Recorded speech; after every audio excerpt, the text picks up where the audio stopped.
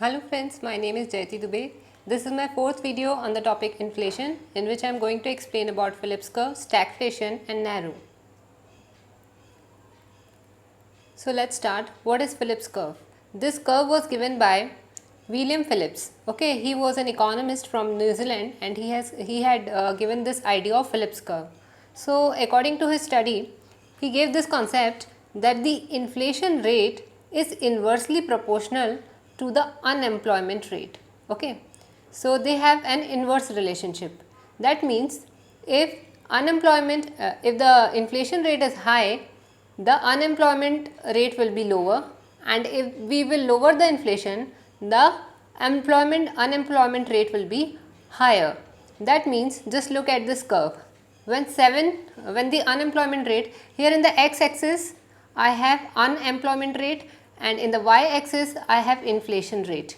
That means if the percentage of unemployment is 7%, then inflation rate is 1%.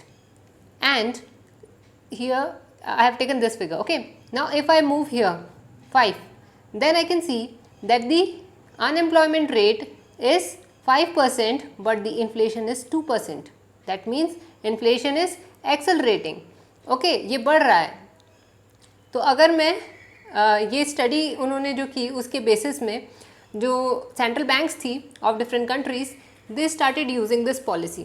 So initially by early 1960s, this was quite popular and economic wisdom emerged around the world that by a certain monetary policy, unemployment can be checked forever. ठीक है, तो this wisdom emerged around the world कि अगर at the cost of slightly higher inflation, unemployment could be reduced permanently. मतलब हम थोड़ा सा अगर बेयर कर ले इन्फ्लेशन का हाई रेट तो हम बेरोजगारी मिटा सकते हैं. ठीक है, so the central banks of the developed world started framing this, और ये सेंट्रल बैंक्स यूज़ भी करने लग गए अपने मॉनेटरी पॉलिसी में कि at the cost of higher inflation we will get rid of the unemployment using this concept of Phillips curve. But what happened by the late 1960s, when the developing countries too started using this, they got confused. So why they were confused? Because जब उन्होंने ये phenomena follow करना शुरू किया, so they saw that high inflation rate जो है, जो उनका इन्फ्लेशन रेट है वो डबल डिजिट पे चल रहा है और उसके साथ में अनएम्प्लॉयमेंट भी काफ़ी हाई चल रहा है. तो फिर इन्वर्स रिलेशनशिप कैसे हुई, है ना? तो this so they got confused over here. Now bye early 1970s, Milton Friedman and Edmund Phelps, they were American economists, and they gave the idea, they challenged this idea of Phillips curve. So what they said that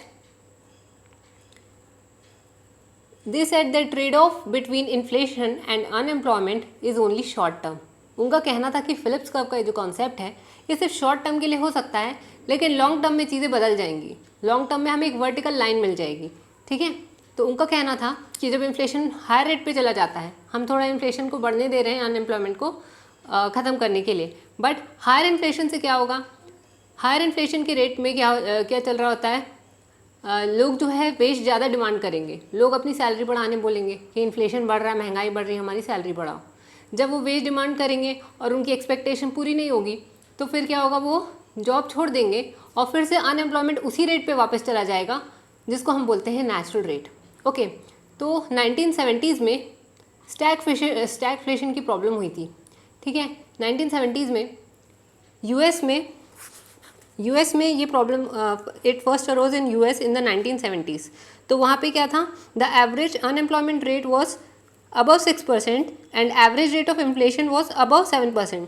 तो वहाँ पर तो inflation भी बढ़ रहा था और unemployment भी काफ़ी हाई था. तो ऐसी situation which is the combination of inflation and rising unemployment due to recession and low growth is called stagflation. तो इसको बोलते हैं stagflation. ये RBI ग्रेड में पूछा गया था ये सेम क्वेश्चन. ठीक है, and it falsifies Phillips curve. तो इनका कहना है कि फिलिप्स कर्व जो है it falsifies it. stagflation. So stagflation is basically a combination of high inflation and low growth.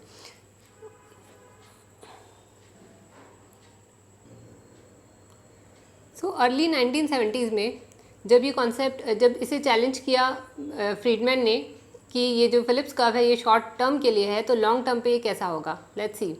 So they called it short run Phillips curve. Okay, So they said that it is for short run only. But in the long run, this curve will look like this, the straight line, and we will call it long run Phillips curve. And this employment rate in which we are getting this straight line is called NARU, or non-accelerating inflation rate of unemployment. Okay, so what is it? I am going to explain. So non-accelerating inflation rate of unemployment, ये जो employment rate है, जो मैंने यहाँ पर जो example दिया है उसके हिसाब से यहाँ 5 है, ठीक है. So this is unemployment rate which is lowest employment rate that an economy can sustain without any upward pressure on inflation. तो लॉन्ग रन पे आप देखोगे कि फिर वो कोई ट्रेड ऑफ नहीं रह गया इन्फ्लेशन और अनएम्प्लॉयमेंट के बीच, वो तो सिर्फ शॉर्ट रन में ही था, वो तो सिर्फ यहाँ शॉर्ट रन में ही था, और लॉन्ग रन में there is no trade off. ठीक है. सो ये हम इस कर्व से, ये जो कर्व था मेरे पास, उससे ये स्ट्रेट लाइन कैसे हो गया, यहाँ तक कैसे पहुँचे. देखिए ये जो ग्राफ है यहाँ पर आप देख सकते हो कि ऐसा कर्व अब सीधा हो गया है ना. और ये जो एम्प्लॉयमेंट रेट यहाँ पर जो मुझे मिल रहा है स्ट्रेट लाइन पे, तो इसको बोलेंगे नैरो. तो suppose this is Phillips curve. I am going to draw both type of Phillips curve, short run and long run. So I have plotted inflation rate in the y-axis and unemployment rate in the x-axis. Okay. So let's say that it starts with 0.5.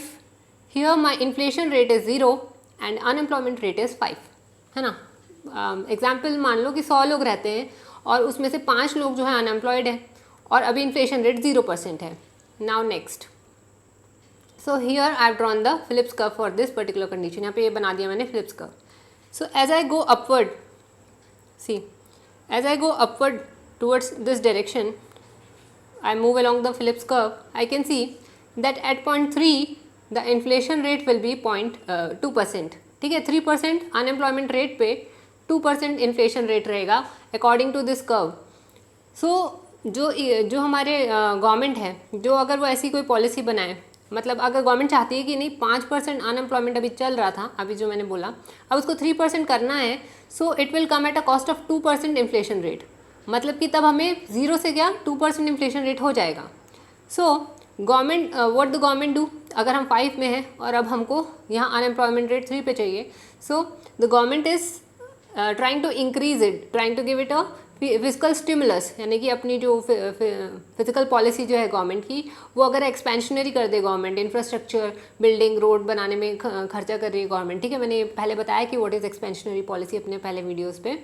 तो physical policy अगर expansionary है, government spending ज़्यादा है, तो लोगों को रोज़गार मिलेगा. ठीक है. तो उस वजह से क्या होगा, जब रोज़गार मिलेगा, जॉब्स मिलेंगी, तो चीज़ों की डिमांड बढ़ेगी, और जब डिमांड बढ़ेगी तो क्या होगा, उसके प्राइजेस भी बढ़ेंगे. तो इस वजह से इन्फ्लेशन बढ़ा. ठीक है. तो हम यहाँ पहुँच गए. बट फिर उसके बाद में क्या होता है कि जब हम यहाँ तक पहुँच गए तो इन्फ्लेशन रेट 2 पे है. अब जो लोग हैं वो ये सोचेंगे कि यार अब इन्फ्लेशन बढ़ गया है तो अब हमको ज़्यादा सैलरी चाहिए. So they start demanding higher salary from their employers. So we were at 0.5, now we are here, and they started demanding higher wages. Now if the companies, they are not agreeing to this, अगर they are refusing to pay higher wage कि नहीं हम afford नहीं कर पाएंगे, so these people will return back to the same position here. Okay, यहाँ पर वापस आ जाएंगे वो. So they will leave their job, and again the unemployment rate is 5. Now what happens, now the government thinks no, we are here, but again we want to reduce this unemployment rate from 5 to 3, so let's give another fiscal stimulus by expansionary policy. फिर से government ने अपनी policy की, या फिर monetary policy चल रही है अगर सेंट्रल बैंक की इस तरीके की कि वो मनी सप्लाई बढ़ा रहे हैं, लोगों को रोज़गार और फिजिकल स्टिमुलस यानी लोगों को रोज़गार मिल रहा है. आरबीआई अपनी मॉनेटरी पॉलिसी से और गवर्नमेंट अपनी फिजिकल पॉलिसी से ग्रोथ बढ़ाने की कोशिश कर रही है. तो फिर वही होगा, डिमांड बढ़ेगी तो प्राइस बढ़ेंगे, और प्राइस बढ़ेंगे तो महंगाई बढ़ेगी, और फिर ये लोग फिर से ज़्यादा वेज डिमांड करेंगे. So here at this point I got another curve, and if I move upwards then I can see that if the government is trying to reduce from 5 to 3, अगर मैं सेकेंड कर्व को देखूँ, ये मेरा second short run Phillips curve है, तो 5 से 3 पे जाना है अब यहाँ पर. ठीक है. I am sitting in on this curve, तो मुझे अगर पहले तो मुझे 2% इन्फ्लेशन मिल रहा था पहले कर्व पे, अब ये इन्फ्लेशन रेट मुझको कहाँ मिल रहा है, 4. इट इज़ एक्सेलरेटिंग, बढ़ रहा है, 4 पे पहुँच गया.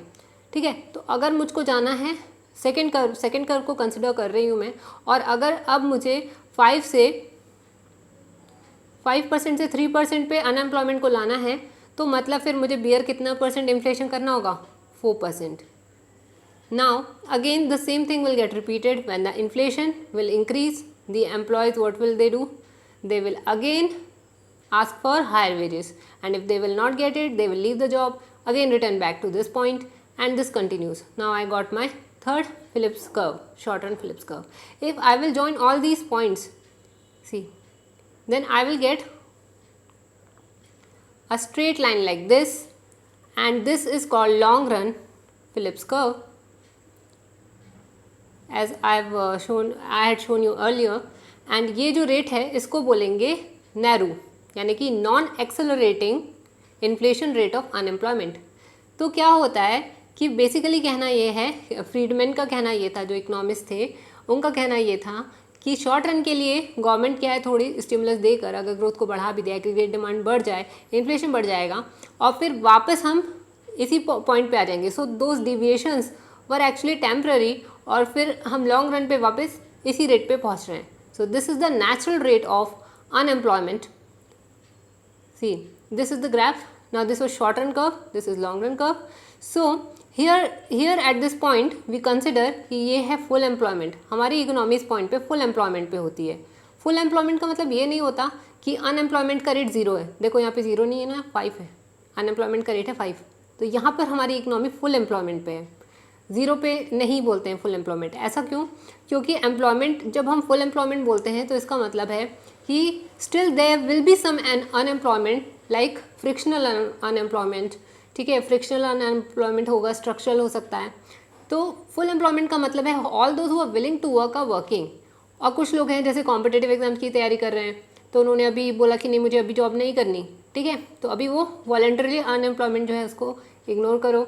देन उसके अलावा क्या हो सकता है, मैंने बोला फ्रिक्शनल का मतलब ये हो सकता है, और दूसरा मैंने बोला स्ट्रक्चरल.